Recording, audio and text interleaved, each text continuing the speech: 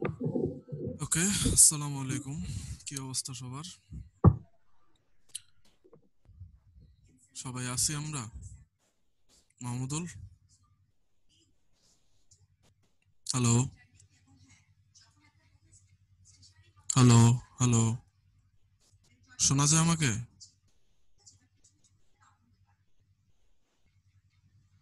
Hello.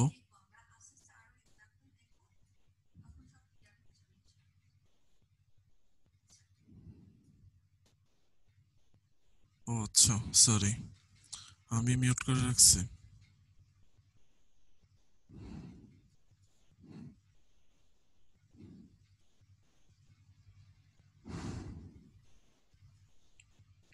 এখন দেখেন তো ট্রাই করে। আসসালামু আলাইকুম স্যার। ওয়ালাইকুম আসসালাম। আচ্ছা, এখানে একজন আবার কমেন্ট করলেন কি, আসসালামু আলাইকুম sir, in tower 2 room 202 we are facing network problem very frequently. 9 officers are here. কে কে? 9 জন? স্যার আমি আছি স্যার, মেজর শাহরিয়ার, আর আমার সাথে স্যার আরো বাকি 8 জন আছে স্যার। আচ্ছা আচ্ছা, ঠিক আছে শাহরিয়ার ভাই, ওনাদের নামগুলো একটু পাঠিয়ে রাখলেই হবে এই চ্যাট বক্সে, বা এমনি অন্য কোথাও আপনি দিলেও হবে। স্যার ঠিক আছে। সো সবার মিড ব্রেক কেমন গেল? আদিল, ভালোই স্যার, গেছে ভালোই গেছে। আকিফ, স্যার ভালো গেছে স্যার। রায়ান? আকিফের সবচেয়ে ভালো গেছে। কার কার কার? আকিফের? জি স্যার, কেন, কি হয়েছে? অনেক জায়গায় ঘুরতে গেছে। ট্যুর মরে গেছে না জি করোনার স্যার। মধ্যে? ওর Very গ্রামের good. বাড়ি ট্যুর স্পট স্যার। গ্রামের বাড়ি কোথায়? স্যার ওটা তো আমার গ্রামের বাড়ি স্যার।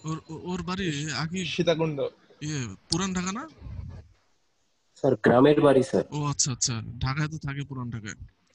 যাই হোক, তাহলে সেই তো একটা ট্যুর হইলো। রায়ান, রায়ান কই? ওরে দেখি না অনেকদিন। রায়ান সাহেব আছেন?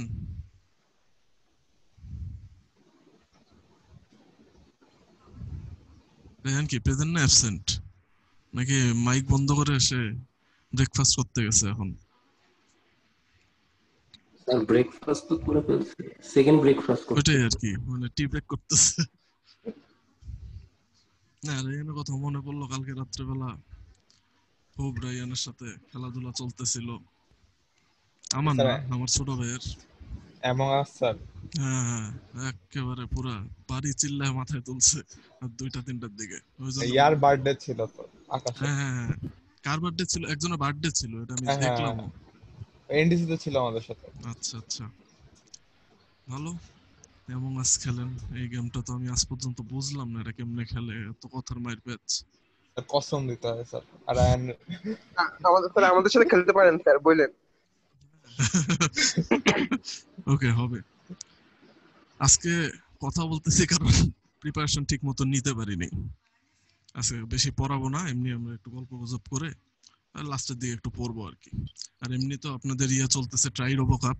এবার লেভেল 3 থেকে কি একটা টিমও গেছে ট্রাই রোবো কাপে? প্রজেক্ট জি স্যার, গেছে। স্যার কারটা গেছে? গেছে স্যার। তা আমি, রায়ান, মাহমুদ, আহনাফ, অর্ণব। ও মানে 2টা টিম, 6 জন যেহেতু। স্যার একটা অ্যাপে, একটা প্রজেক্টে। একটাই প্রজেক্টে? আচ্ছা একটা আচ্ছা অ্যাপে আচ্ছা, আর একটা প্রজেক্টে। ওইটাই ওইটাই। তিনটা টোটাল, মাহমুদের একটা আমার আলাদা একটা আছে। স্যার। হ্যাঁ, ও ও মাহমুদ ভেরি একটা গুড, আছে। ভেরি গুড, ভালো। সামিয়া তো আমাদের লাস্ট মোমেন্ট ট্যাঙ্ক করছিল, ওয়ান্স এগেইন তাকে থ্যাঙ্কস।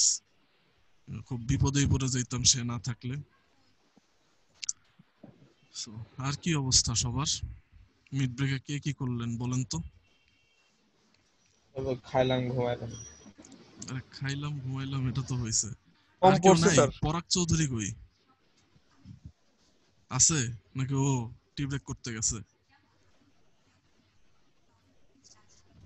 পরাগ আসসালামু নাই? আলাইকুম স্যার। ও আছে আছে। রাইয়ান কই? আমি আজকে রাইয়ান রে দেখবো। এই স্ক্রিন যে অফ করে যে ভাগছে, সেটা আজকে প্রেজেন্ট পাই কেমনে এটা আমি দেখবো। রাইয়ানে আসতে বলেন তাড়াতাড়ি। আচ্ছা, পরাগ চৌধুরীরও খোঁজ খবর নেওয়া হলো। তারপর আমাদের ইয়ে মানে সুপারস্টার ঈদ বিন আলম সোহাগ, আপনার কয়টা টিম গেছে ট্রাইডো কবে গিয়ে? আপনার ইয়ে আছে ঈদ? ঈদও নাই? এই কি অবস্থা? এখন তো আমার যা দেখছি স্যার অ্যাটেন্ডেন্স নেওয়া লাগবে। হ্যাঁ, কে কে? স্যার আমি ঈদ বিন ও আলম আচ্ছা, সোহাগ। ঈদ বিন আলম। আপনার কি এবার কোনো টিম দিছেন ট্রাইডো কাপে? কোনো প্রজেক্ট গেছে? জি না স্যার, যাই নাই অ্যাপ? স্যার। ভাবছিলাম স্যার দিব স্যার, পরে স্যার দেওয়া হয়নি।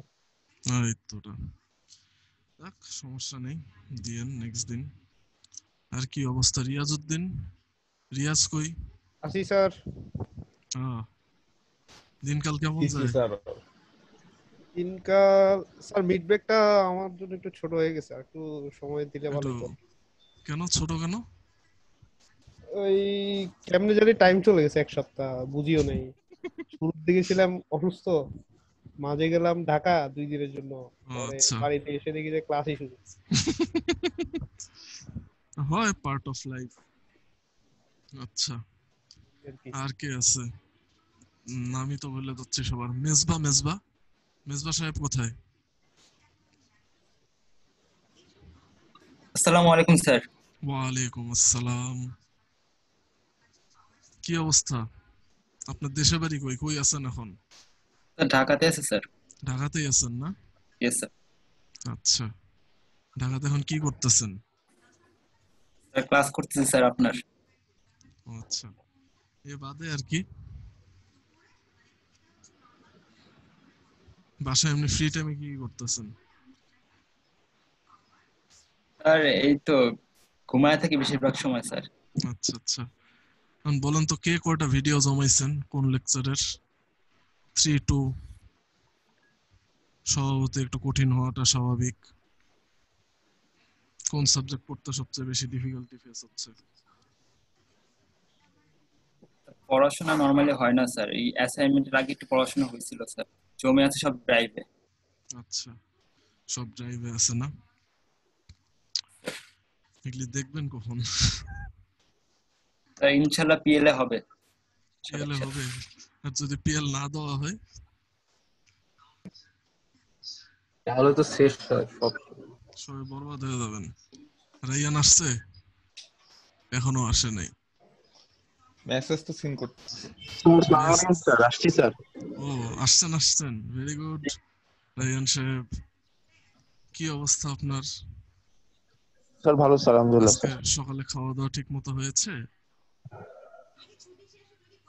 না স্যার, খাওয়া নেই কিছু স্যার। আপনি কি এখন ঘুম থেকে উঠলেন? তৌফিক স্যার তো ক্লাস নেই। স্যার ক্লাস করছি স্যার। আচ্ছা আচ্ছা, ভেরি গুড। আপনি খুঁজতেছিলাম এতক্ষণ ধরে। আর কেউ কিছু বলেন, কি অবস্থা আপনাদের? স্যার ক্লাসের টাইম গুলো স্যার অনেক বড় লাগে, কিন্তু স্যার এই মিড ব্রেক পিএল দেখা যায় অনেক তাড়াতাড়ি চলে যায় স্যার। হ্যাঁ, এটাই স্বাভাবিক বিষয়। ক্লাসের টাইমগুলি আমারও বড় লাগতো, মিড ব্রেক পিএল এটাও মনে হতো যে খুব তাড়াতাড়ি গেল। মানে আনন্দের সময়গুলি তো আর থাকে না এইভাবে। আচ্ছা, এখন একটু মিলিটারিদের দিকে আসি। আরমান ভাই কেমন আছেন? আরমান ভাই আছেন? নাই বোধহয়। আচ্ছা, আমাদের স্যার জুনিয়র। আছে স্যার, মেবি ওই যে ওরা হচ্ছে অ্যাডমিন, আচ্ছা আচ্ছা আচ্ছা, বুঝতে পারছি। স্যার কানেক্টেড কিনা স্যার শিওর না স্যার। আচ্ছা, সমস্যা নেই। এমনিতে আদারওয়াইজ আপনারা তো ভালো আছেন সবাই না মিড ব্রেকের পরে? স্যার আলহামদুলিল্লাহ স্যার। আচ্ছা, ভেরি গুড। হ্যাঁ, এই বছর শেষে তো সবাই ডিভাইড হয়ে যাবেন। এমনিতে তো থার্ড ইয়ারে উঠে 2 সেকশন হয়ে গেলেন, তারপর তো আরো একটা ডিভিশন আসবে, পাওয়ার কিসের দুইটা কমিউনিকেশন। Section sir? এক মাস না 1.5 মাস খালি আলাদা ছিলাম, তারপর থেকে তো অনলাইনে একসাথে আছে। ওইটাই আর কি, 1 মাস 1.5 মাস আলাদা ছিলেন, এখন তো একসাথে ক্লাস করতেছেন। এটা তো আর হবে না। এই বছর শেষ হয়ে গেলে তো 3টা ভাগ হয়ে যাবেন। কে কোন দিকে যাবেন, কোনো প্ল্যান আছে? পাওয়ার ইলেকট্রনিক্স কমিউনিকেশন, কে কোনটা নেবেন? জি স্যার, চিন্তা করছি স্যার কমিউনিকেশন নিব স্যার। কে আপনি? স্যার আকিব। আকিফ, এটার পিছে লজিক? মোস্তফা স্যারের ভালো লাগে ওর অনেক। ও আচ্ছা আচ্ছা, এটা খুব ভালো লক্ষণ। মোস্তফা স্যারকে আপনার ভালো লাগা মানে আপনি পৃথিবীতে একজনই স্যার আছেন, এটা তো আপনি মাহমুদের খুব কথা। ইউনিক। স্যার এর চেয়ে আর একটা বড় ইয়ে হচ্ছে মোস্তফা স্যার আর কাউকে ভয় পায় না, কিন্তু আকিবকে দেখে ভয় পাইছে না, কিন্তু এটা জীবনে স্বীকার করছেন। আকিফকে দেখেই ভয় পেয়েছে? আকিফের যে ছবি দেখছেন না, হ্যাঁ হ্যাঁ হ্যাঁ। ওই ছবি দেখে বলে যে ভয় পাইছে। না, ভালো মানুষ মোস্তফা স্যার। হ্যাঁ, অনেক ভালো মানুষ। হ্যাঁ, তাহলে আকিফ আপনি মোস্তফা স্যারের থিসিস করতেছেন না? না স্যার, স্যার কেন? ওমা, আপনি মোস্তফা স্যারের জন্য কমিউনিকেশন নিচ্ছেন, তার আন্ডারে না থিসিস স্যার, করবেন আমি না? মোস্তফা স্যারের জন্য কমিউনিকেশন নিচ্ছি না স্যার। কমিউনিকেশন স্যার হচ্ছে একটু গাট ফিলিং স্যার, যে মনে হয় ভালো হবে স্যার এটা, বা করতে পারবো ভালো এটা। ওর অবস্থা হচ্ছে কাহি পে নিগাহে কাহি পে ইশারা, তাকায় মোস্তফা স্যারের দিকে। স্যার আমি বুঝতেছি না স্যার, আমার জিনিসপত্র সব মাহমুদ জানে স্যার। আপনার জিনিসপত্র খোঁজ খবর সব মাহমুদ রাখে? এটাই স্যার বুঝতেছি না স্যার, সব খোঁজ তো মাহমুদই রাখলো, এখন মাহমুদের নিশানা কই আর নিগাহ কই এটা তো কিছু বুঝলাম না।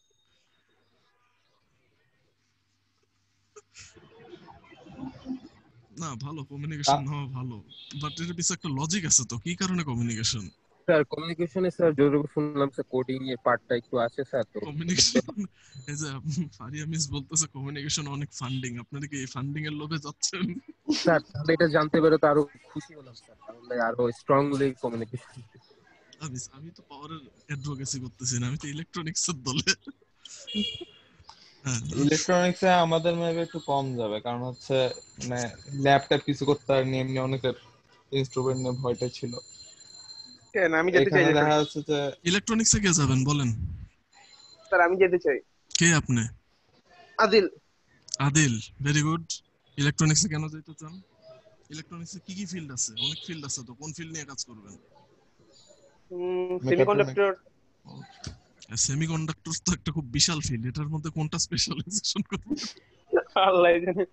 হ্যাঁ, টেসলাই যাবে স্যার। এরকম আল্লাহ পাকের ভরসা করে দিলাম ইলেকট্রনিক্স, এরকম বললে পরে পস্তাবেন। আচ্ছা ইলেকট্রনিক্স ভালো লাগে, এই যে কোডিং টোডিং এর পার্ট গুলো মজাই লাগে। মাইক্রোপ্রসেসর পার্টটা ভালো লাগে। খুব কোডিং করবে। আচ্ছা আচ্ছা, মাইক্রোপ্রসেসর খুব ভালো লাগছে না? না, এই যে শুরুর দিকে যে মাইক্রোপ্রসেসরের অ্যাসেম্বলি ল্যাঙ্গুয়েজের পার্টটা ওটা মজা লাগছিল। ওটা তো মজা লাগবে, আমার পার্টটাই তো হচ্ছে সবচেয়ে এটা বিশ্রী পার্ট। যাক, এখন মাইক্রোপ্রসেসরের উপর আপনি স্পেশালাইজ করবেন? এটা 70 বছর আগের টেকনোলজি। পড়াশোনা করতে হবে কোনটা কই আছে। আমার আন্ডারে মিস, আমার আন্ডারে থিসিস করলে তো দুজন মরে যাবে। না সমস্যা নেই, আমি থিসিস নিব না, টেনশন নিয়ে লাভ নেই। আচ্ছা, কমিউনিকেশনে কে জানি বলছিল আকিফ, কি মানে কি দেখে কমিউনিকেশন পছন্দ হইলো মোস্তফা স্যার বাদে? যেটা স্যার ওভাবে স্যার চিন্তা করে না স্যার, কমিউনিকেশনটা চিন্তা করলাম ফিল্ডটা একটু ডিফারেন্ট আছে, এবং স্যার বাইরে ডিফারেন্ট আছে, এবং বাইরে যাওয়ারও স্যার একটু ইচ্ছা আছে। বুঝলাম না আপনার আনসারটা। স্যার মেনলি হচ্ছে বাইরে যাওয়ার একটু ইচ্ছা আছে, এবং স্যার কমিউনিকেশনে শুনেছি বাইরে মানে যে পড়ার মানে স্কোপ ভালো আছে বাইরে এটা নিয়ে যাওয়ার। ইলেকট্রনিক্স এর প্রফেসর তো আরো বেশি। স্যার স্যার পুরো জিনিসটা আরেকটা হলো মানে স্যার আমার এই ট্রিপলি আমার ডিপার্টমেন্ট বিসি নেওয়ারও রিজন ছিল এরকম যে মানে একটু গাট ফিলিংস এর মতো। আচ্ছা, গাট ফিলিংস থেকে বলতেছেন, বেসিক ইনস্টিংক্টের সাথে যাওয়া ভালো। স্যার আর মনে হচ্ছে এটাতে ভালো করতে পারবো কমিউনিকেশন। যদি মনে করেন ভালো করতে পারবেন তাহলে অবশ্যই পারবেন, তাইলে আপনারা কেউ আটকাইতে পারবে না। বাট এটা ঠিক মানে চলে গেছে। 3টা ডিভিশনের মধ্যে কমিউনিকেশনের লেখাপড়াটা সবচেয়ে কঠিন, ওভারঅল সবচেয়ে কঠিন। বাট এদিক দিয়ে অ্যাডভান্টেজ আছে, আপনি চাইলে খুব বেশি পিছনে যাইতে হবে না। কমিউনিকেশনের বেসিকটাই শুরু হয় আপনার লেভেল 3 থেকে। ইলেকট্রনিক্স এগুলি বেসিক ধরতে গেলে আপনার একবারে দেখবেন লেভেল 2 তে 2.1 থেকে আমাদের ইলেকট্রনিক্স পাওয়ার দুইটা শুরু হয়ে যাচ্ছে। সো এই দিক থেকে একটা অ্যাডভান্টেজ আছে কমিউনিকেশনের। আর কমিউনিকেশন সবচেয়ে বড় অ্যাডভান্টেজ যেটা, মানব সভ্যতা পৃথিবীতে যতদিন থাকবে কিয়ামত পর্যন্ত কমিউনিকেশনও ততদিন থাকবে। ইলেকট্রনিক্স আস্তে আস্তে স্যাচুরেট হয়ে যাবে। আমাদের যে টেকনোলজি লেন্থ আছে এটা অনেকে বুঝবেন অনেকে বুঝবেন না, অনেক একটু এখন টেকনোলজি বর্তমানে আইফোন একটা বের করলো, এখন মনে হয় 7 ন্যানোমিটার, এটার কত ছোট হবে বুঝছেন? সো এটা একটা টাইমে স্যাচুরেট হয়ে যাবে, ফটোনিক্সের দিকে সব চলে যাবে। দেখেন, চিন্তা ভাবনা করেন, আমার একটা ইচ্ছা আছে, আমি দেখি। স্যার যদি ওইদিকে যায় তাহলে ওই ফিল্ডটা ডমিনেট করবে কারা? ফিজিশিয়ানরা নাকি? ওই যে যেমন চ্যানেল লেন্থ ছোট হচ্ছে, একটা টাইম এটা তো ছোট এখন করতে পারবেন অ্যাটমিক না। লেভেলে চলে যাচ্ছে। হ্যাঁ, একটা টাইমের পরে যদি আর ছোট না হয় তখন কি হয়ে যায় জিনিসটা, অবসলিট হয়ে যাবে আস্তে আস্তে, অন্য কোনো হবে যে ফটোনিক্সের দিকে চলে যাবে। Photonics one form of communication engineering,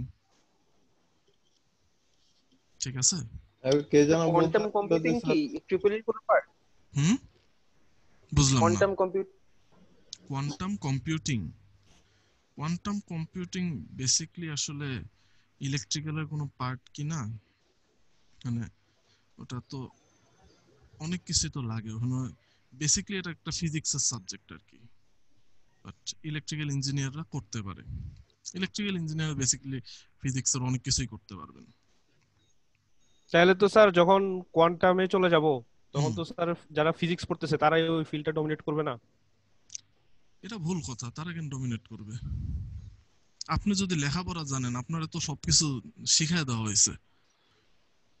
সে হয়তো একটা অ্যাডভান্টেজ পাবে যে সে 4 বছর ধরে ফিজিক্স পড়ছে, আপনি হয়তো পড়েন নাই, বাট আপনি যদি পড়েন পারবেন না তার সাথে? অবশ্যই পারবেন। বোঝা গেল? তার খালি অ্যাডভান্টেজ ওই একটা জায়গায়, সে 4 বছর ফিজিক্স পড়ছে, এবং 4 বছর যে ফিজিক্স পড়ছে, থিওরিটিক্যাল হোক বা অ্যাপ্লাইডই হোক, সেখানে কিন্তু সে কোনো স্পেশালাইজ কিছু পড়েনি, সেখানে ভ্যারিড ফিজিক্স পড়ছে, মেকানিক্স, স্ট্যাটিক্স, তারপর আরো কত জিনিসপত্র আছে না, লাইট, সাউন্ড, এগুলো সব নিয়েই পড়ছে। কোয়ান্টাম মেকানিক্স খুবই একটা স্মল পার্ট থাকলে, কোয়ান্টাম মডার্ন ফিজিক্স যেটা, সেটা খুব একটা স্মল বা একটা দুইটা কোর্স হইলে সে পড়তে পারে। আপনি সে একটা দুইটা কোর্স পড়বেন, বুঝছেন? দেখেন, আর পাওয়ারে কে যাবে? কেউ আছেন পাওয়ারে? যাবেনই না কেউ?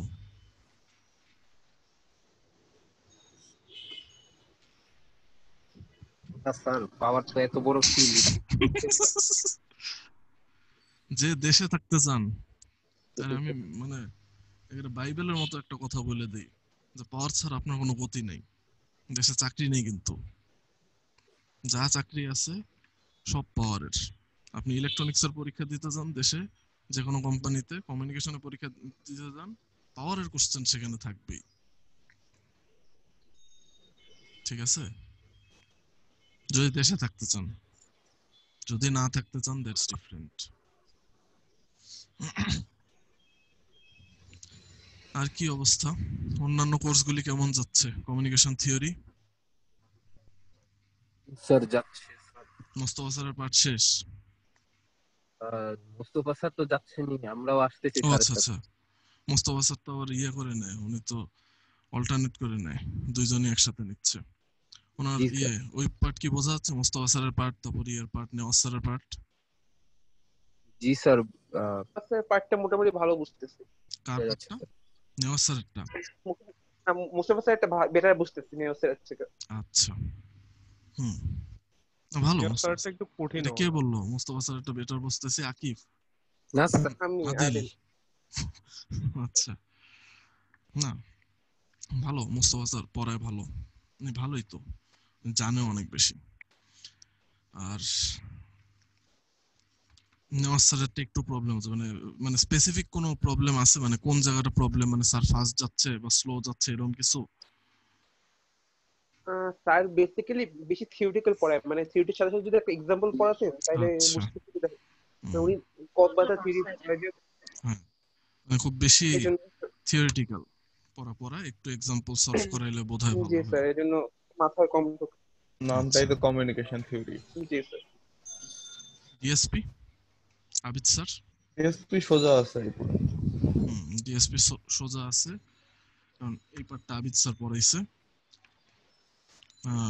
আবিদ স্যার কি ঠিকঠাক মতোই তো, মানে ওনার পড়ানো নিয়ে আমি কোশ্চেন করতেছি না, মানে কোনো জায়গায় আপনাদের প্রবলেম হয়েছে নাকি, কোনো জায়গায় বুঝতে বা কোনো জায়গায় ইয়ে করতে? না, আবির স্যারটা মোটামুটি ক্লিয়ার। মানে ম্যাথ ট্যাথ এক্সাম্পল থিওরি তারপর মানে ল্যাব সব। করতেছি তো ডিএসপির, তো দুইটা আচ্ছা, মিলে মানে একটা ভালো আইডিয়া হয়েছে। ফ্লোতে আছে। জেড ট্রান্সফর্ম তো আবিদ স্যারের পার্টটা সহজ, এবং নজরুল স্যারের পার্টটা একটু কঠিন। কত দূর গেছে ডিএসপি এখন? কালকে লাস্ট ক্লাস আবিদ স্যার কি পড়াইছে? ফুরিয়ার? হ্যাঁ, গিফট ভালো। এবার নজরুল স্যার আসবে, সমস্যা নেই। তো আমাদের ডিএসপি তো সমস্যা নেই। ম্যাটেরিয়ালস এই সাবজেক্টটা অবশ্য কি স্যার বলবো, মেটেরিয়ালস পুরো থিওরি স্যার, এটা বুঝছি, এটা আমি নিজে বলে এই জন্য হেসে দিচ্ছি। প্রচুর বোরিং, প্রচুর বোরিং। এত বোরিং। হায়দার স্যার যখন ক্লাস নিত মনে হয়তো সারি বোর্ড হয়ে যাচ্ছে এরকম। এটাই হচ্ছে সমস্যা। ইলেকট্রনিক্স এরকম কিছু সাবজেক্ট আছে যেটা পড়লে মনে হবে যে মারা যায়। থিওরি মানে মুখস্থ টাইপ বাংলা লেখা। ম্যাটেরিয়ালস ওয়ান অফ দেম, তারপরে প্রসেস ফ্যাব্রিকেশন টেকনোলজি আছে, সলিড স্টেট ডিভাইস আছে, আরেকটা আছে কম্পাউন্ড হেটারোজাংশন, কম্পাউন্ড সেমিকন্ডাক্টর এন্ড হেটারোজাংশন। এই কোর্সগুলি সবই এরকম টাইপেরই। এই কোর্সে আবার একটা সুবিধা আছে। সুবিধা বলতে যারা আর কি একটু ইয়ে টাইপ, মানে লাইক এন অ্যারো পাস করে যেতে চায়, তাদের জন্য সুবিধা। কারণ এটা আপনি কয়েকটা থিওরি মুখস্থ করতে পারলে পরীক্ষায় পাস করে আসতে পারবেন, কেউ কোনো দিন ডাউটও দিবে না। অঙ্ক টঙ্ক খুবই কম, থিওরিটিক্যাল প্রশ্নই বেশি আসে। এই দিক দিয়ে একটা সুবিধা আছে। আদারওয়াইজ এটা মানে পড়ে বুঝতে হইলে খুব ভালো মতো আপনার অনেক ডিপে যাইতে হবে, মানে শুধু এই ক্লাসের পড়া দিয়ে আসলে হয় না এই কোর্সগুলি। আচ্ছা, ম্যাটেরিয়ালসও হইলো। আমার মাইক্রোপ্রসেসর আফসারার পার্ট কোনো প্রবলেম হওয়ার কথা না, সে তো খুব ভালো পড়াইছে আশা করি। কোনো প্রবলেম আছে? না স্যার ওনার পার্টে কোনো প্রবলেম নেই স্যার, ভালোই গিয়েছে। আচ্ছা, আর আর কোন কোর্স বাকি গেছে? ভিএলএসআই তো তৌফিক স্যারের উপর কথা হবে, স্যার উনি তো ভিএলএসআই এর আমি মাস্টার। স্যারও পড়িয়েছেন, অনেক ভালো পড়িয়েছেন স্যার।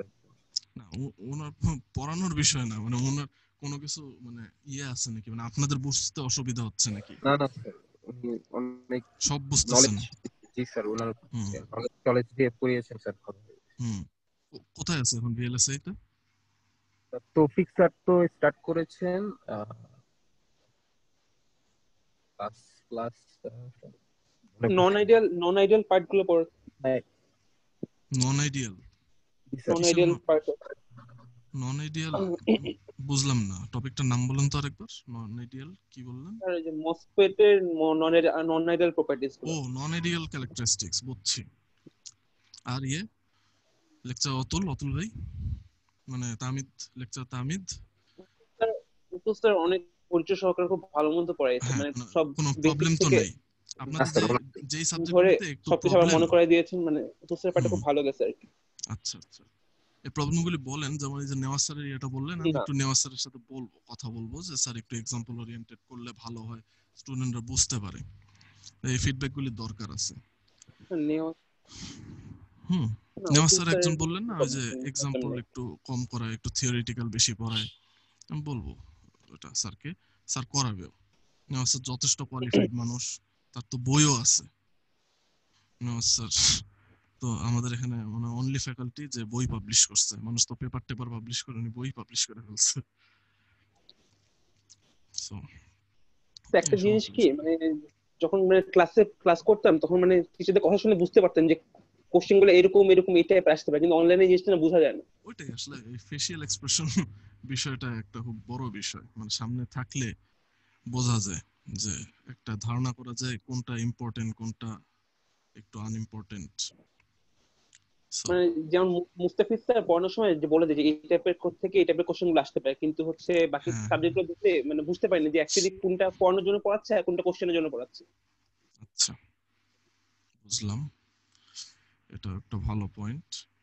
এখন আসেন আমারটায় কি কি সমস্যা হচ্ছে বলেন তো,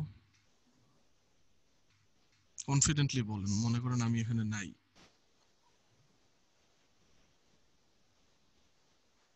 চুপ হয়ে গেলে তো আমি এখন বুঝবো যে আপনার কি আসলে স্লাইডস দিবেন যেগুলো মানে হ্যাঁ যেগুলো স্লাইডস। যেগুলো যে সেভ করে রাখছেন এই যে হোয়াইট বোর্ডে, স্লাইড না হ্যাঁ, যে এই যে সেভ করার যে এগুলা, সেগুলো দিলে মেবি ভালো হয়। এগুলি দিলে ভালো হয়। কে আপনি ভাই? আহ, দিল গুগল চেক ক্লাসরুমে করে ঢুকে দেখছেন আপনি? আরে গুগল ক্লাসরুমে তো সবকিছু দিয়ে দেন স্যার। তাই স্যারের ড্রাইভ দেখে তো তার আমি আগে একটা যেটা দেখে পড়াই সেটাও দিয়ে দেই। স্যার 12টার উপরে ফাইল থাকে মানে আপনার। হ্যাঁ, অ্যাটেন্ডেন্স ফাইলও আমি দিয়ে দেই। আপনার কি লাগবে আর ম্যাটেরিয়াল? আচ্ছা, সমস্যা নেই, ওয়ান অফ দ্য পয়েন্ট। আচ্ছা ঠিক আছে, এটা তো ক্লিয়ার হয়ে গেল, ঠিক আছে, স্লাইড আমি টাইল আমি ড্রাইভ দিয়ে দেখে দিই। পড়ি তো। হ্যাঁ হ্যাঁ, সমস্যা নেই। না ঠিক আছে, ভ্যালিড পয়েন্ট, আপনি হয়তো মিস হইতেই পারে, সমস্যা নেই। এগুলি তো ম্যাটেরিয়াল তো দিয়ে দেই। এ বাদে জানি এই পার্টটা খুবই মানে মাইক্রোপ্রসেসরের মানে বোরিং পার্টটাই আমার ভাগ্যে পড়ছে। এখানে অনেক পিন ডায়াগ্রাম বেশি, ইন্টারনালি বেশি, কোড টোড একটু কম।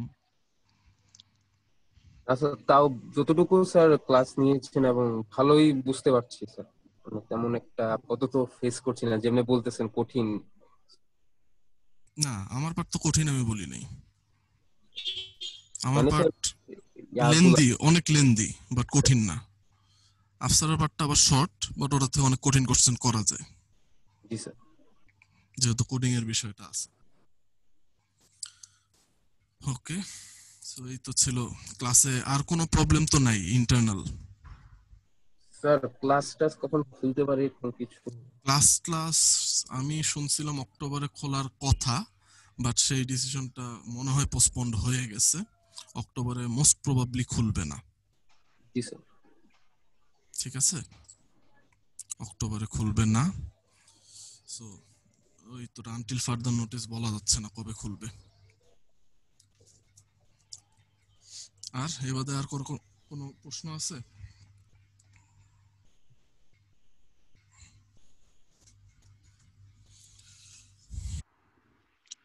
না থাকলে দেন লেট আস স্টার্ট। আজকে যে জিনিসটা পড়বো সেটা হচ্ছে আমার, সরি, যেটা পড়বো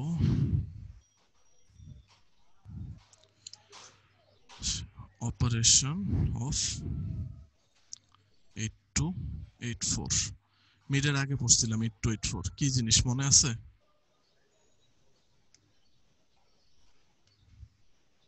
জি স্যার, ক্লক জেনারেটর স্যার। হুম, ক্লক 8284 সেট। ক্লক জেনারেটর আইসি। কিসের জন্য ব্যবহার করা হয় এটা? মাইক্রোপ্রসেসরকে ক্লক দেওয়ার জন্য। মাইক্রোপ্রসেসরের একটা ক্লক সিগন্যাল তাদের টাইমিং এর জন্য প্রয়োজন, সেই সিগন্যালটা দেওয়ার জন্য। পিন ডেসক্রিপশন লাস্ট ক্লাসেই দেখছিলাম, এখন দেখবো প্রত্যেকটা পিন কিভাবে কাজ করে। এখন এটা ব্যাখ্যা করতে যাওয়ার আগে একটু বলে নেই, মানে জিনিসটা আসলে মানে ইন ইটসেলফ একটু কমপ্লিকেটেড। সো কিছু জিনিস একটু অ্যাজিউম করে নিতে হইতেও পারে, এটা আমি বলে দিব কোন কোন জায়গাগুলি। সো ফার্স্ট অফ অল এখানে যদি আমি দেখি, অপারেশনটা বেসিকলি দুই ভাগে ভাগ করা হয়। একটাকে বলতেছি আমি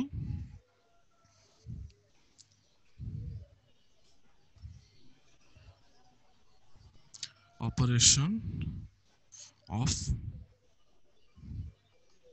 ক্লক সেকশন।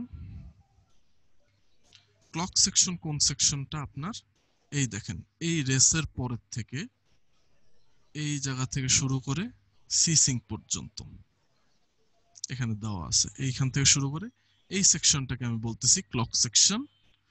আর আরেকটা সেকশনের অপারেশন আছে, সেটাকে বলতেছি আমি operation of reset and ready section. Operation of reset and ready section. আচ্ছা, রিসেট সেকশন এই জায়গাটা, রেডি সেকশন এই পার্টটা। আশা করি বোঝা গেছে। আচ্ছা, তিনটা সেকশনে ভাগ করার কারণ কি? কারণটা আমি গত ক্লাসে একটু বলে আসছিলাম যে শুধু 8284 দিয়ে যে শুধুমাত্র আমরা ক্লক পালস জেনারেট করি এমন কিছু না। এটা আপনার মাইক্রোপ্রসেসরে যে রেডি ওয়েট স্টেট ডিক্লেয়ার করার জন্য যে রেডি সিগন্যালটা দেওয়া হয় এটার ক্ষেত্রেও ব্যবহার হয়, আবার যখন আমি রিসেট করব মাইক্রোপ্রসেসরটাকে সেটার ক্ষেত্রেও ব্যবহার করা হয়। সো আসেন দেখি একটা একটা করে। সবার প্রথম সেকশন যেটা আমার আছে, operation of clock section.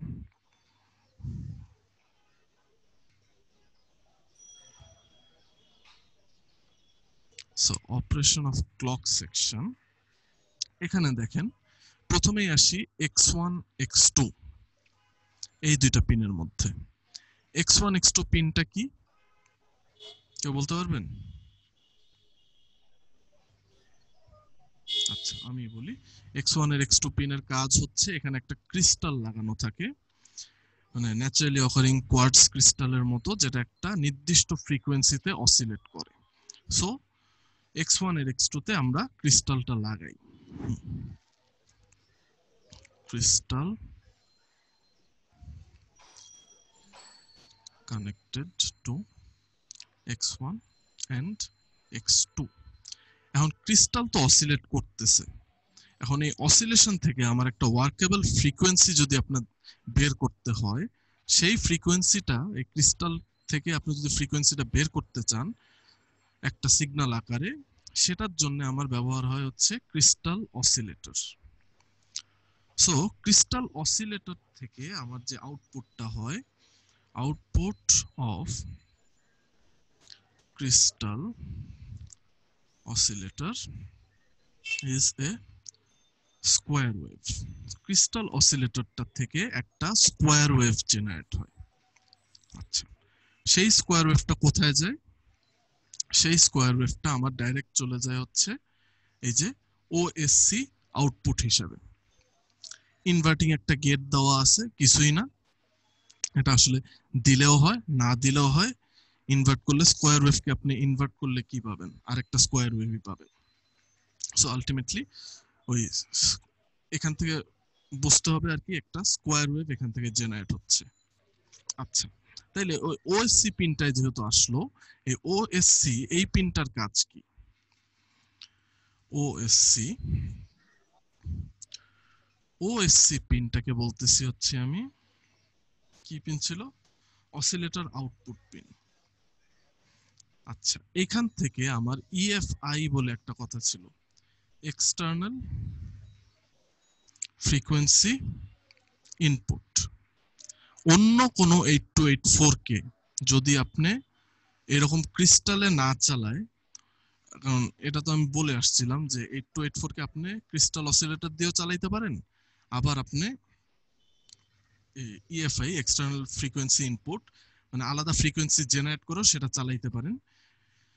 So ওই ইএফআই ইনপুটে আপনি ওএসসিটা লাগাই দিতে পারেন, তাইলে সেই মাইক্রোপ্রসেসর সেই ক্লক জেনারেটরটা আপনার সেখান থেকে আপনার ফ্রিকোয়েন্সিটা ক্যাচ করবে। এখন ইএফআই যে শুধু এই ক্লকের আউটপুট থেকে হইতে পারে সেরকম কিছু না, অন্যান্য ট্রানজিস্টর লজিক মানে আপনি ইলেকট্রনিক্যালি ফ্রিকোয়েন্সিটা জেনারেট করেও ইএফআই দিয়ে দিতে পারেন, দ্যাট ইজ অলসো পসিবল।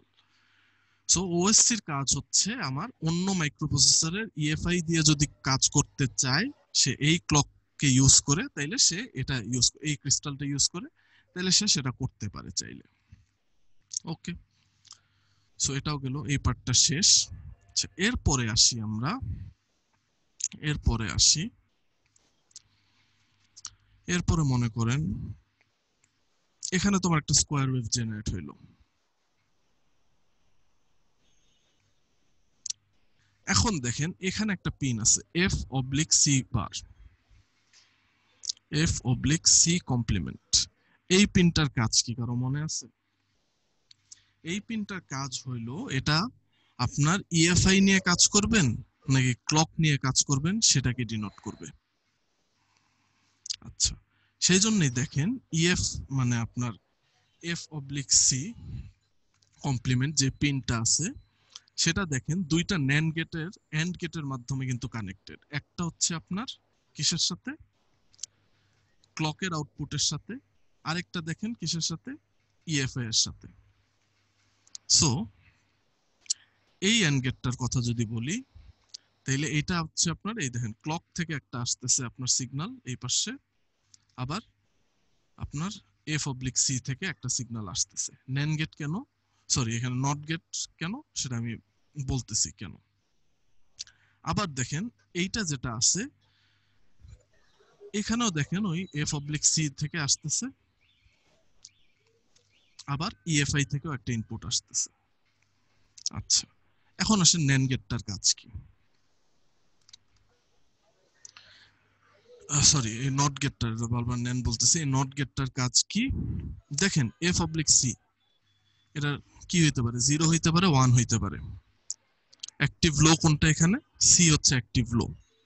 তাইলে C যদি অ্যাক্টিভ লো হয় মানে 0 যদি হয় তাহলে আমি ক্রিস্টাল অসিলেটরের আউটপুটকে ক্লক হিসেবে গণ্য করব।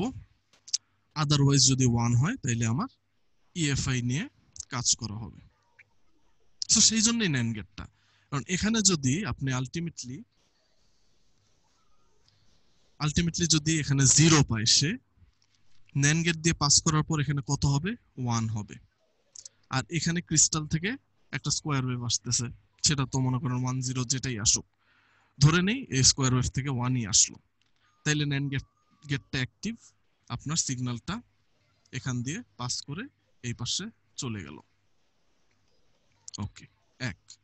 এখন এখানে যদি মনে করেন 0 না হয়ে আপনার 1 আসে, সেই ক্ষেত্রে কি হবে, 1 কমপ্লিমেন্ট হয়ে 0 হবে, 0-র সাথে এটা এন্ড হইলে এই লজিক কি হয়ে যাবে, 0 হয়ে যাবে। সো এখানে আর কোনো সিগন্যাল গেল না। বাট এই 1ই যদি আপনার এখানে আসে তাহলে কি হচ্ছে, এখানে 1 EFI এর স্কোয়ার ওয়েভের যেই পালসটা আসুক সেটা 1 0 1 0 অল্টারনেট করতে থাকে, সেটা বিষয় না, ধরে নেই আমরা সেটা 1 বোঝার সুবিধার্থে। আপনি 1 0 1 0 ধরলেও সমস্যা নেই, মানে এটা আর কি সুইচ করতে থাকবে আর কি। যদি 1 0 ধরেন, আমরা যদি এটা পিওর 1 ধরে নেই তাইলে কি হবে, এই AND গেটটা তখন অ্যাক্টিভ হবে, তখন EFI আমার এই সাইড থেকে এই OR গেটে চলে যাবে, গিয়ে এই পাশে চলে আসলো। এইটুকু আশা করি বোঝা গেছে। আচ্ছা, এরপরে দেখেন ডিভাইডেড বাই 3 সিনক্রোনাইজেশন বলে একটা কথা আছে। ডিভাইডেড বাই 3 সিঙ্ক, এইটা কি করে, এটা কিছুই করে না, সিম্পলি আপনার এখানে যেই ফ্রিকোয়েন্সিতে ক্রিস্টালটা অসিলেট করে সেটাকে 3 দিয়ে ভাগ করে একটা ফ্রিকোয়েন্সি জেনারেট করে দেয়। এইটুকুই কাজ। এখানে যা ফ্রিকোয়েন্সি হবে এটা তার 1/3 হবে। এখন এই জিনিসটা করা হয় কেন, এটা একটা এক্সট্রা এলিমেন্ট বলে মনেই হইতে পারে। আমার মাইক্রোপ্রসেসর কত ফ্রিকোয়েন্সিতে কাজ করে, 5 মেগাহার্টজ। সো আমি যদি এখান থেকে 5 মেগাহার্টজ জেনারেট করি তাইলে তো আমার এই জিনিসটার কোনো প্রয়োজন হচ্ছে না। বাট এখানে হচ্ছে আপনার আর আমার হাত পা বাঁধা, কারণ আমি আগেই বলে নিছি এই ক্রিস্টালটা হচ্ছে ন্যাচারালি অকারিং, মানে সোজা বাংলা কথা এটা একটা আল্লাহ পাকের লীলা খেলা। আমি চাইলে এটা ফ্রিকোয়েন্সি বাড়াইতে কমাইতে পারবো না। এইটা সবসময় আপনার 15 মেগাহার্টজেই অসিলেট করবে, আর এইটা 15 মেগাহার্টজে অসিলেট করলে আমার কিচ্ছু করার নেই, এটা যেহেতু চেঞ্জ করতে পারবো না, সেই জন্য আমি এখানে একটা ডিভাইডেড বাই 3 সিনক্রোনাইজেশন দিয়ে এটাকে 5 মেগাহার্টজে কনভার্ট করে দিই। বোঝা গেল আশা করি। সো এই 5 মেগাহার্টজ এর আউটপুটটাই দেখেন গিয়ে 3 জায়গায় লাগছে। একটা হচ্ছে আপনার এই ডি ফ্লিপ ফ্লপে গেল, আরেকটা হচ্ছে এই ডি ফ্লিপ ফ্লপের ক্লক হিসেবে গেল, আরেকটা ইন ইটসেলফ সে একটা ক্লক হিসেবে বের হইল, আর সরি এটা তো লাগে নাই, এরপরে দেখেন এখানে এসে লাগলো কি ডিভাইডেড বাই 2, এই জায়গাটায় আসলো। আচ্ছা, সো আপনি এখান থেকে যদি ডাইরেক্ট এই যে এই লাইনটা দিয়ে ক্লক নিয়ে নেন, এটাই মাইক্রোপ্রসেসরের ক্লক, কারণ এখানে আমি 5 মেগাহার্টজ পেয়ে যাচ্ছি। আচ্ছা, এখন আমি আরেকটা জিনিস বলছিলাম, পেরিফেরাল ক্লক।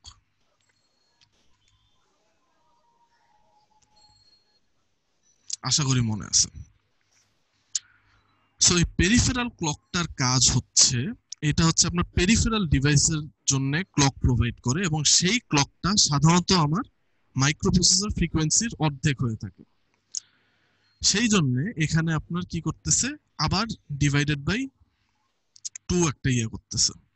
সো এখানে 5 ছিল, ডিভাইডেড বাই 2, এখানে পাবো 2.5 মেগাহার্টজ। সেই আউটপুটটা যাবে হচ্ছে আমার পেরিফেরাল ক্লকে। এটা দিয়ে আমি আমার পেরিফেরাল ডিভাইস অন্যান্য আইসির ক্লক জেনারেট করতে পারবো, ক্লক দিতে পারবো। আচ্ছা, এই তো গেল হচ্ছে আমার ক্লক সেকশনের কাজ। আরেকটা পিন খালি বাকি আছে, সি সিঙ্ক।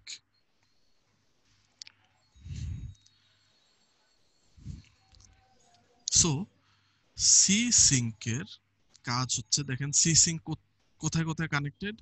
এই যে এখানে একটা সিঙ্ক্রোনাইজেশন, আমি সিঙ্ক্রোনাইজার ইউজ করছি, আবার এখানে একটা সিঙ্ক্রোনাইজার ইউজ করছি।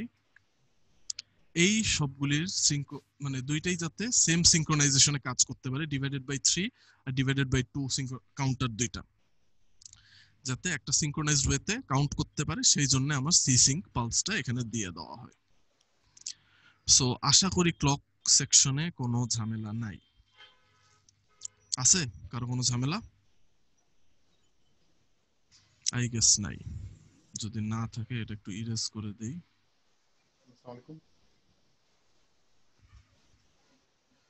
ওকে, very good. So clock section নিয়ে আমাদের আলাপ শেষ হইলো। হ্যালো, আসসালামু আলাইকুম। ওয়ালাইকুম আসসালাম ভাই। যে কে? ওয়ালাইকুম আসসালাম। কেউ কথা বলতেছেন আমার সাথে?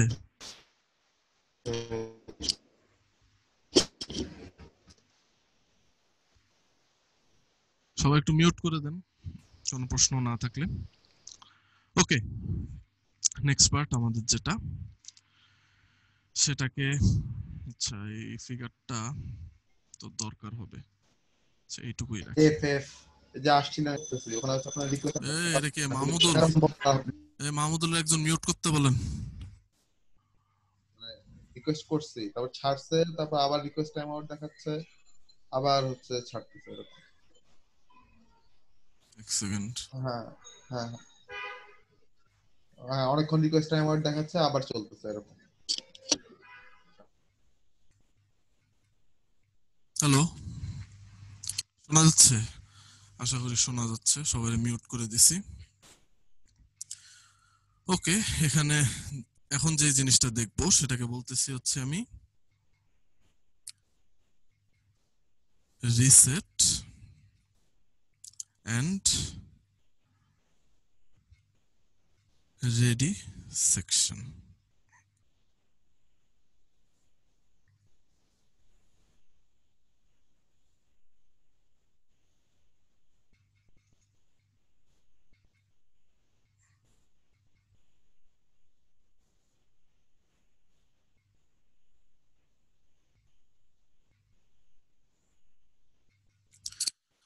ওকে, রিসেট এন্ড রেডি সেকশন। দেখেন প্রথমে আসে রিসেট সেকশনটা, খুবই ছোট একটা সেকশন।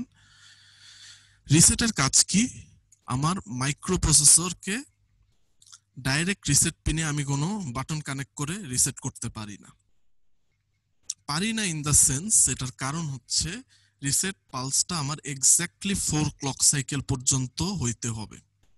এইটা যাতে 4 ক্লক সাইকেল পর্যন্ত পায়, সেই জন্য আমার এখানে একটা টাইমিং এর বিষয় আছে, এবং সেই টাইমিং এর জন্য আমার এই 8284 ইউজ করা হয়।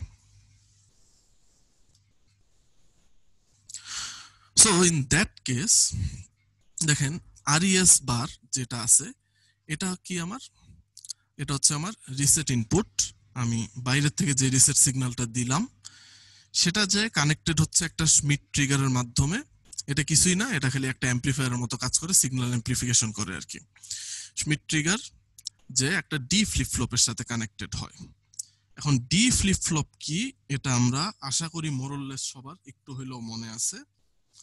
খালি এইটুকু মনে রাখলেই চলবে যে ডি ফ্লিপ ফ্লপে আমি যে ডাটা ইনপুট দেই সেটাই আউটপুট পাই, মানে একটা বাফার সার্কিটের মতো। ডি ফ্লিপ ফ্লপে আপনি 1 দিলে 1 পাবেন আউটপুটে, 0 দিলে 0 পাবেন। বাট ডি ফ্লিপ ফ্লপ এখানে যেই কারণে ব্যবহার করা হচ্ছে সেটা হচ্ছে এইখানে সিগন্যালটা, তো মনে করেন এরকম যদি আমার একটা ক্লক সাইকেল হয়, আপনি তো র্যান্ডম যে কোনো একটা জায়গায় প্রেস করতে পারেন। ফর ইনস্টেন্স আপনি করতেছেন, ক্লক এরকম চলতেছে, আপনি ধাপ করে এই জায়গায় প্রেস করে বসলেন রিসেটটা। সো এটা কিন্তু একটা মানে মাইক্রোপ্রসেসরের একটা ইনস্ট্রাকশন চলতেছে, সেটার মাঝখানের একটা পজিশন। সো এখানে প্রেস করে ফেললে স্বভাবতই সে কাজ করতে পারবে না। তখন আপনার ডি ফ্লিপ ফ্লপ যেই কাজটা করে সেটা হচ্ছে আপনার ডি ফ্লিপ ফ্লপ, এখানে সবগুলি ডি ফ্লিপ ফ্লপেরই একই কাজ। যেই কাজটা করতেছে খুবই সিম্পল কাজ, সে এই সিগন্যালটাকে নিয়ে একটু ডিলে করায় ক্লকের নেগেটিভ এজের মধ্যে ফালাই দিচ্ছে। মানে এই সিগন্যালটা এখানে না হয়ে এই জায়গায় হবে, নেগেটিভ এজ। ক্লকটা যখন নিচে নামতেছে সেই এজটার মধ্যে। এই এজটার মধ্যে কেন হচ্ছে না? কারণ এটা তো এটা পাস্ট টেন্স হয়ে গেছে, এটা তো ঘটে গেছে, আমি তো এখানে করছি। সো এই এজের মধ্যে ফালাই দিবে। তাহলে এই এজের মধ্যে যদি করে দেয়, এখন দেখেন মাইক্রোপ্রসেসরের কাজটা কত সহজ। সে এইখান থেকে হিসাব করলে 4টা ক্লক সাইকেল সে হিসাব করবে। সো এখান থেকে এখানে একটা ক্লক সাইকেল হইলো, তারপরে আবার এরকম করে 4টা ক্লক সাইকেল পরে সে রিসেটটা অন রাখলো। সো এই কারণটার জন্যই আপনার এখানে একটা ডি ফ্লিপ ফ্লপ ইউজ করার একটা যে বিষয় আছে, সেখানে এটা ইউজ করতেছি। আশা করি বোঝা গেছে। এখানে রিসেট সেকশনের কাজটা কিছুই না, আমি রিসেট ইনপুট দিব, সে খালি এখানে একটা নেগেটিভ এজের মধ্যে ক্লকটাকে বসাই দিবে, এটাই তার কাজ ক্লক সাইকেলের। আর আউটপুট হিসেবে সে কি দিবে, আমার মাইক্রোপ্রসেসরের রিসেটে যায় যে ইয়াটা লাগবে, পালসটা লাগবে, সেটাই। সো এই ছিল আমার রিসেট সেকশনের কাজ। এরপরে যদি আসি আমার রেডি সিগন্যালের যে সেকশনটা, রেডি সেকশন। সো রেডি সেকশনে দেখেন আপনার RDY আর হচ্ছে AEN বার, দুইটা পিন। RDY আর AEN বার কোনটা কি ছিল?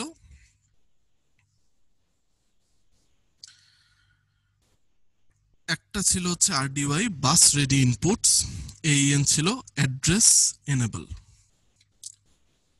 সো আমি যেটা বলে নিছিলাম পিন ডেসক্রিপশন দেওয়ার সময়, এই সিগন্যালটা কাজ করার জন্য দুইটাকেই একসাথে কাজ করতে হবে।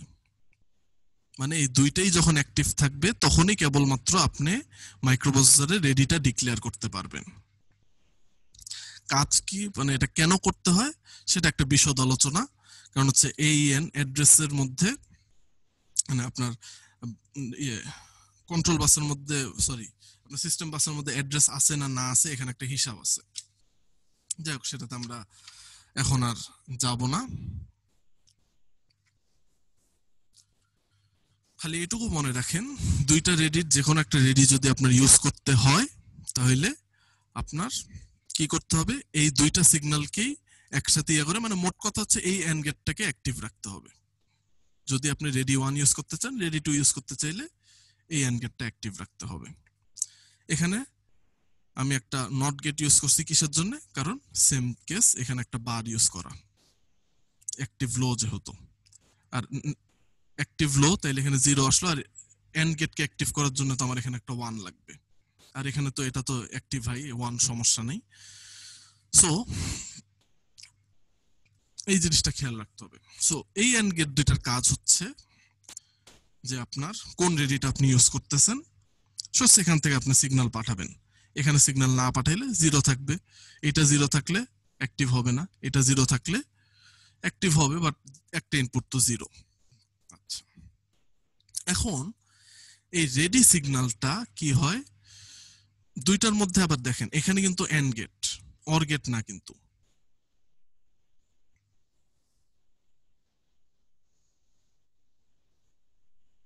সরি,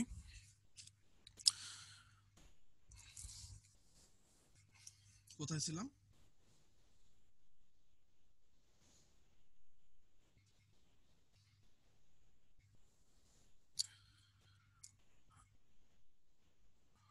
আচ্ছা, দেখেন দুইটা রেডি সিগন্যাল, এখানে একটা এন্ড গেট দেওয়া। আসলে এখানে এন্ড গেট দিলেও একটা, এখন এখানে একটা ভেজালের বিষয় আছে, ডাইরেক্ট এন্ড গেটও হয় না আপনার। এইটা আসলে পিওর এন্ড গেট ও বলা চলে না। এখানে আপনি এরকম একটা চিন্তা করতে পারেন, এটা এন্ড গেট না দিয়ে আপনি একটা আইসির মতো কল্পনা করতে পারেন। এখানে এই আইসিটার কাজ কি, এই দুইটার মধ্যে যে কোনো যেটা প্রায়োরিটি আগে সেটাকে আগে পাস করে দিবে।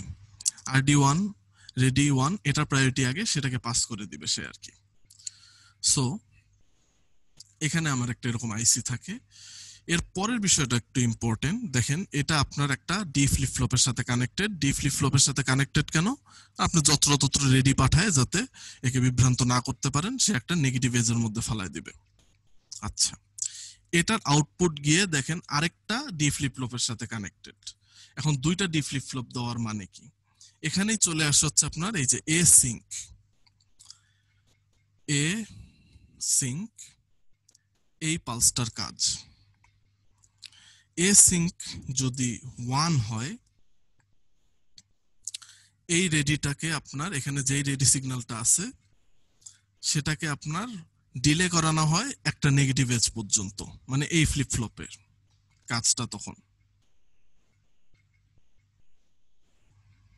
এই পর্যন্ত ডিলে করানো হয়।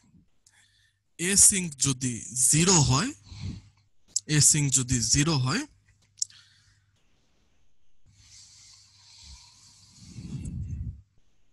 তাইলে এ সিঙ্ক 0 হইলে এই ডি ফ্লিপ ফ্লপের কি করে, আপনার একটা পজিটিভ এজে আপনার এই রেডি সিগন্যালটাকে পাঠায় দেয়, এবং পরবর্তীতে এই সিগন্যালটা পাস হয়ে যখন এই ফ্লিপ ফ্লপে আসে তখন সে কি হবে, তখন এই ফ্লিপ ফ্লপে আসবে, তখন সে তারপরে আবার তাকে নেগেটিভ এজে পাঠাবে। একটু বোঝেন বিষয়টা, একটু ক্রিটিক্যাল ইন দ্য সেন্স, মানে আমি ব্যাখ্যাও করতে পারতেছি না। একটা হচ্ছে আপনার 1 স্টেজে কাজ করে, একটা হচ্ছে 2 স্টেজে কাজ করে। যখন 1 মানে এইটা, তখন একটু ভুল বললাম, এই ফ্লিপ ফ্লপে না, আপনার এই সিগন্যালটা ডাইরেক্ট এই ফ্লিপ ফ্লপ দিয়ে নেগেটিভ এজ দিয়ে চলে যায় রেডি পালসের মধ্যে। আর যখন 2 স্টেজে এটা কাজ করবে তখন হবে কি, এই ফ্লিপ ফ্লপ তাকে একটা পজিটিভ এজে রাখবে প্রথমে, তারপর হচ্ছে তাকে নেগেটিভ এজে রাখা হয়। এখন এটা কেন করা হয় সেটা বেসিক্যালি আমিও জানি না, নিশ্চয়ই কোনো ইন্টারনাল কারণ আছে। এটা আরো মানে মাইক্রোপ্রসেসরের ডিপ লেভেল ডিজাইনিং এ গেলে হয়তো জানা যেতে পারে যে ক্লকটাকে এরকম 2 লেভেলে কাজ করানো হয় কেন। সো বেসিক্যালি এইটাই ছিল হচ্ছে আমার মাইক্রোপ্রসেসরের ক্লক অপারেশন। এরপরে আরেকটা ছোট্ট জিনিস দেখবো আজকে, এটাকে আগে চিত্রটা এনে নেই।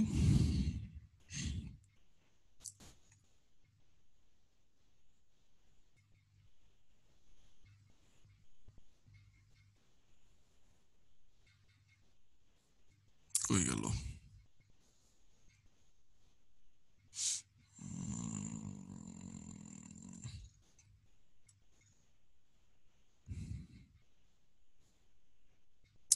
এই ডায়াগ্রামটা,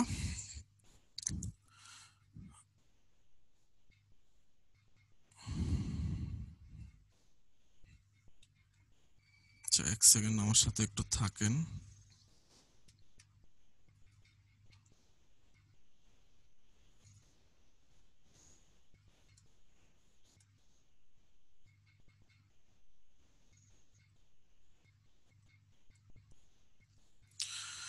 ওকে, এই টপিকটাকে আমি বলতেছি খুবই সিম্পল, ইন্টারফেসিং অফ 8284 with 8086। 8284 এর সাথে কোন পিনগুলি আমার 8286 এ লাগবে? একটা হচ্ছে এই যে আমার ক্লক যেটা আছে সেটা মাইক্রোপ্রসেসরের ক্লক আউটপুটে লাগবে, 5 মেগাহার্টজ এর আমার একটা ক্লক দিতে হবে। আরেকটা কি দিতে হবে? রিসেটটাও এখানে দিতে হবে।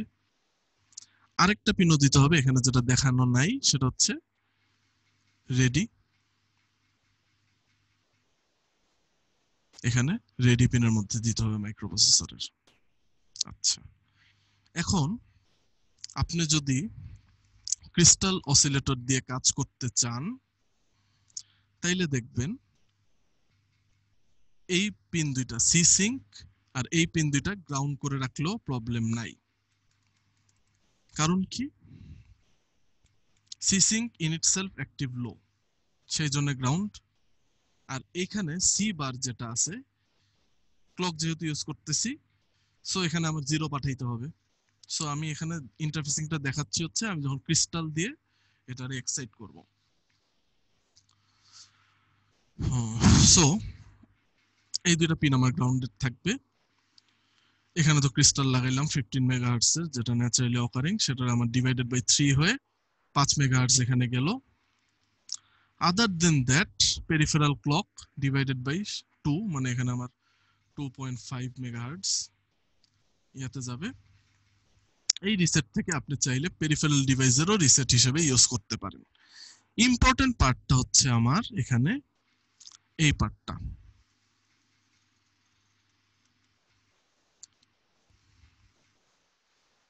সার্কেল করলাম যে পার্টটা। এখানে দেখেন একটা আরসি সার্কিট কানেক্টেড, আমার রিসেট অ্যাক্টিভ লো সিগন্যাল। সো এখানে আমার আলটিমেটলি পাঠাইতে হবে 0। সো এখানে যদি 0 পাঠাইতে হয় তাহলে সেই ক্ষেত্রে আপনার 0টা কিভাবে পাঠাবো? দেখেন এখানে একটা সুইচ আছে, switch for manual reset, push button switch. এটা আপনি যদি মানে টিপ দেন তাহলে কি হচ্ছে? এটা শর্ট হয়ে যাচ্ছে, এই গ্রাউন্ডটা আপনার এখানে চলে গেল 0। এখন কথা হচ্ছে তাহলে এই 5 ভোল্ট কি করতেছে? 5 ভোল্ট কিসের জন্য ইউজ করতেছে?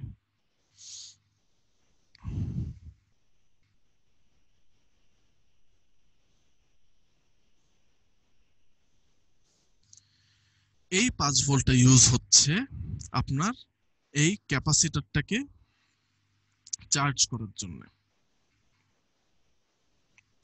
মাইক্রোপ্রসেসরের যে ডিলের বিষয়টা, এটার একটা নেগেটিভ ক্লক সাইকেলে ফেলানোর জন্য সেই যে বিষয়টা আছে, সেটা তো আমার ডি ফ্লিপ ফ্লপ তো একভাবে করে, এই আরসি সার্কিটটাও আরেকভাবে করে। আরসি সার্কিটে আমরা টাউ টাইম কনস্ট্যান্ট বলে একটা জিনিস দেখছি।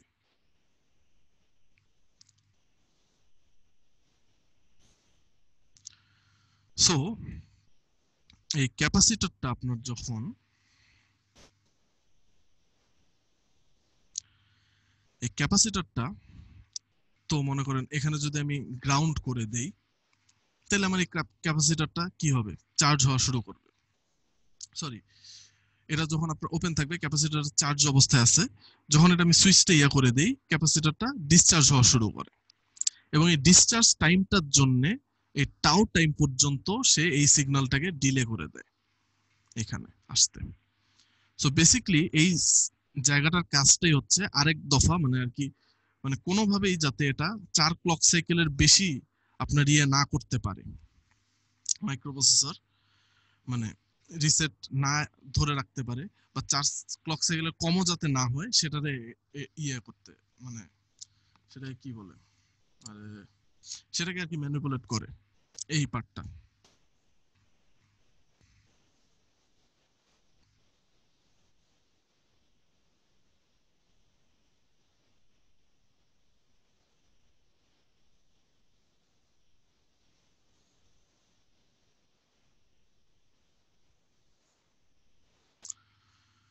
বুঝতে পারছেন আশা করি। না বুঝলে আচ্ছা এই পার্টটা আমি আরেকবার একটু বলি, এবার একটু অন্য সেন্সে বলি। দেখেন